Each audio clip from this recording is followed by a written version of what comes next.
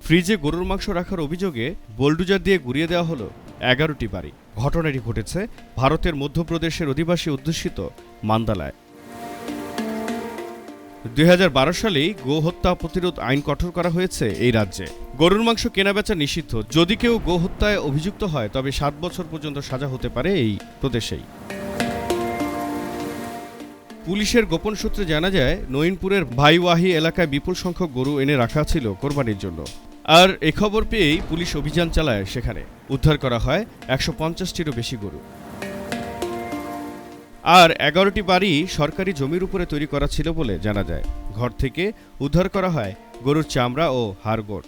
স্থানীয় সরকারি পশু চিকিৎসক নিশ্চিত করেছেন যে উদ্ধারকৃত মাংস গরুর। আরও নিশ্চিত হওয়ার জন্য হায়দ্রাবাদে দ্বিতীয়বার ডিএনএ পরীক্ষার জন্য নমুনা পাঠানো হয়েছে।